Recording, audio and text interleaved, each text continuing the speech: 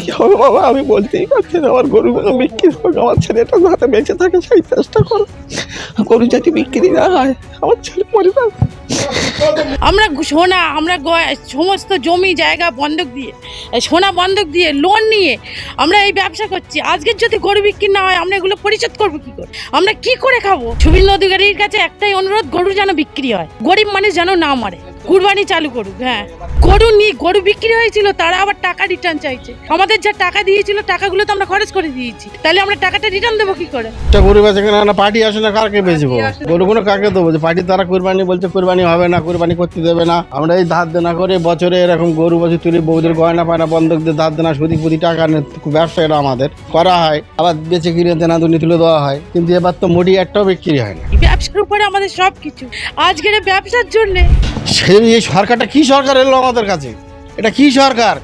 মানুষকে মেরে ফেলে দেবে মানে তো?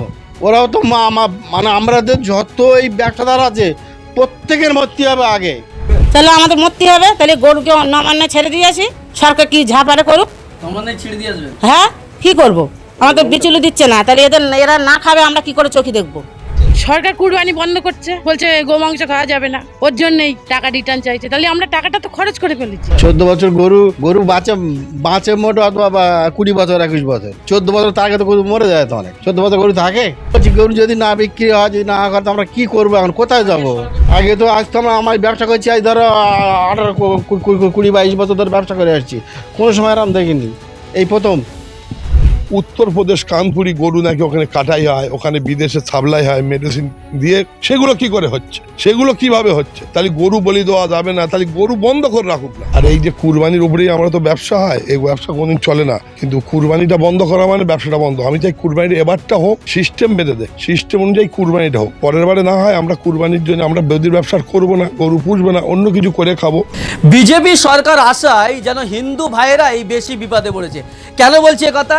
এই যে জায়গাটা দেখতে পাচ্ছেন, এই যে গরুর খাটাল, আমাদের এখানকার হিন্দু ভাইরা তারা এই ব্যবসায় করেন, দীর্ঘদিন ধরে তারা ব্যবসা করছেন এই গরুর ব্যবসা। এবং প্রতি বছর তারা ছোট গরু কিনে তাদেরকে খাইয়ে দাইয়ে বড় করে, তাদেরকে শুশ্রূষা করে তারা টিকিয়ে রাখেন, তাদেরকে বড় করেন এবং এই পবিত্র কুরবানি ঈদের সময় সেই গরুগুলো বিক্রি করেন। তারা কেউ লোন নিয়ে, কেউ সুদের টাকা নিয়ে, কেউ ব্যাংকে থেকে লোন নিয়ে, কেউ বাড়ির ওয়াইফের গহনাপত্র তারা বন্ধক দিয়ে এই গরুগুলো নিয়ে আসেন এবং নিয়ে এসে তার উপর সেইগুলোতে তাদেরকে খাইয়ে দাইয়ে মানুষ করেন এবং ঈদের সময় তারা বিক্রি করে সেখান থেকে যে মুনাফা, যে অর্থ উপার্জন করেন, সেই দেনাগুলো তারা দেন এবং তার থেকে তাদের সংসার চলে, এই দাবি করছেন। কিন্তু এই সরকার যে নিয়ম করে দিয়েছে, এবারে 14 বছরের উপরে কোনো নিচে কোনো গরু জবাই করা বা বলি দেওয়া যাবে না, সেই নিয়মের বেড়াজালে রীতিমতো এই গরুগুলো বিক্রি হচ্ছে না। মুসলমানরা এসে এই গরু কিনছেন না। তারা অভিযোগ করছেন যে সরকার আমাদেরকে বিপদে ফেললো রীতিমতো। আমরা চেয়েছিলাম অন্তত আমাদেরকে যদি সময় দিত, কুরবানিটা এবার করতে দিত, তাহলে আমরা পরের বারে অন্য কিছু ভাবতাম। কিন্তু এই হঠাৎ করে নিয়ম তৈরি করার জন্য মানুষ বিপদে পড়েছেন। তারা বলছেন আমাদের আত্মহত্যা করা ছাড়া আর কোনো উপায় দেখছি না, কারণ লক্ষ লক্ষ টাকা দেনা করে আমরা এই গরুগুলো আমরা চাষ করেছি, এই গরুগুলো পালন করেছি এবং এই ঈদ উপলক্ষেই আমরা বিক্রি করি। কিন্তু এবার আমরা কেউ বলছেন আমরা 15 বছর, কেউ 20 বছর ব্যবসা করছেন, কোনো সময় এরকম ঘটনা ঘটেনি। এই বিজেপি সরকার আসার পরেই কিন্তু তাদের এই সমস্যার সম্মুখীন হচ্ছেন এবং তারা রীতিমতো কাঁদছেন, তারা আক্ষেপ করছেন যে আমাদের সংসার চলবে কি করে, আমরা দেনা মিটাবো কি করে, আমরা মানুষের কাছ থেকে যে টাকা নিয়েছি, যে আমরা লোন নিয়ে যে টাকা নিয়েছি, তারা কিভাবে মেটাবো সেই নিয়ে তারা কিন্তু রীতিমতো চিন্তায় পড়ে রয়েছেন। তারা ঠিক কি বলছেন, তাদের কি অভিযোগ, তাদের কি বক্তব্য, শোনাবো আপনাদের।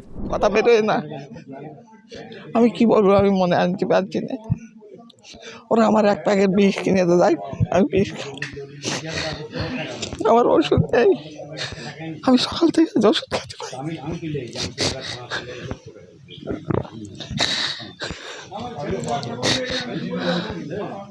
কি হবে তাহলে এবার? কি হবে বাবা, আমি বলতেই পারছি না। আমার গরুগুলো বিক্রি হোক, আমার ছেলেটা যাতে বেঁচে থাকে সেই চেষ্টা করো। গরু যদি বিক্রি না হয় আমার ছেলে মরে যাবে। আমরা ব্যবসা করেই খাই, আমাদের জমি জায়গা কিছুই নেই, ব্যবসার উপরে আমাদের সব কিছু। আজকের ব্যবসার জন্যে আমরা সোনা আমরা সমস্ত জমি জায়গা বন্ধক দিয়ে সোনা বন্ধক দিয়ে লোন নিয়ে আমরা এই ব্যবসা করছি। আজকের যদি গরু বিক্রি না হয় আমরা এগুলো পরিশোধ করবো কি করে? আমরা কি করে খাবো? আমাদের বিচুলিওয়ালা বিচুলি দেয় না, ভুসিওয়ালা ভুসি দেয় না, ও বলে জীবগুলোকে কি খাওয়াবো? গরু বিক্রি হয়েছিল, তারা আবার টাকা রিটার্ন চাইছে। আমাদের যা টাকা দিয়েছিল টাকাগুলো তো আমরা খরচ করে দিয়েছি, তাহলে আমরা টাকাটা রিটার্ন দেবো কি করে? তারা গরু নেবে না। এবার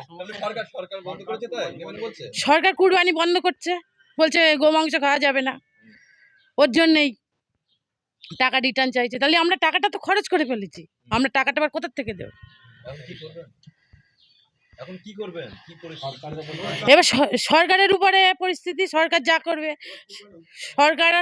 সরকার চেষ্টা করুক যেন কুরবানিটা হয়, যেন আমরা এই গরিব মানুষ মরে না যাই। এর জন্য মরণ ছাড়া আমাদের কোনো লাইন নেই। কি লাইন আছে? আত্মহত্যা করতে হবে। দেনা হারা লোক তো এসে টাকা চাইছে, কাকে কি দেবো, কাকে কি বলে আমি করবো? আমার 22টা গরু আছে, 22টা গরুই বিক্রি হবে। বিক্রি না হলে সব লস, 30 লাখ টাকা লস। তাহলে আপনাদের সংসার চলবে কি করে? মানে এর উপরেই বলছেন ঘর সংসার, তাহলে চলবে কি করে? আমাদের খাওয়া হবে না, আমাদের মরে যেতে হবে। আমি বাচ্চা মানুষ করবো কি করে? আমাদের তো জমি নেই, জায়গা নেই, আমাদের ব্যবসার উপরে সব কিছু। গরু বিক্রি হোক, গরু বিক্রি হোক। শুভেন্দু অধিকারীর কাছে একটাই অনুরোধ, গরু যেন বিক্রি হয়, গরিব মানুষ যেন না মারে। কুরবানি চালু করুক, হ্যাঁ এবারটা চালু করুক, সবার সামনে বছরে সবার আমরা বুঝে নেব। আমরা লোনটা শোধ করি, আমরা গয়নাগুলো করি। আমার নাম সোনালী ঘোষ। এখানে গোমাতা জবাই করা যাবে না, হত্যা করা যাবে না, কি বলবেন? এই তো সামনে তো কুরবানি, গরু বেচাকেনা হচ্ছে। একটা গরু বেচাকেনা না, পার্টি আসে না, কারকে বেচবো গরুগুলো, কাকে দেবো? যে পার্টি তারা কুরবানি বলছে, কুরবানি হবে না, কুরবানি করতে দেবে না। হ্যাঁ, আমরা এই ধার দেনা করে বছরে এরকম গরু বছর তুলি, বউদের গয়না পায়না বন্ধক দিয়ে ধার দেনা সুদি পুদি টাকা ব্যবসা এটা আমাদের করা হয়, আবার বেচে কিনে দেনা দুনি তুলে দেওয়া হয়। কিন্তু এবার তো মোটি একটাও বিক্রি হয় না। 14 বছর গরু বাঁচে মোট অথবা 20 বছর 21 বছর, 14 বছর তার আগে তো গরু মরে যায় তো অনেক। 14 বছর গরু থাকে, 14 বছর গরু কথা চলবে কি করে? আমরা চলবে কি করে চিন্তা, চলবে কি করে সেটা পরের কথা। এক্ষুনি যদি পরে টাকা না দিতে, তেল কেন গলা জড়িয়ে দিতে হবে?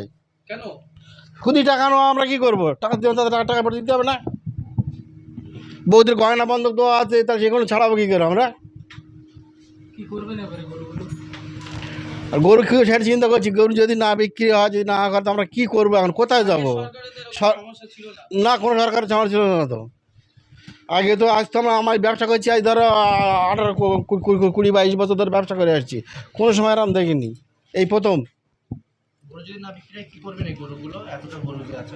কী করবো গরুগুলো? রাস্তা ছেড়ে দেবো বলুন না?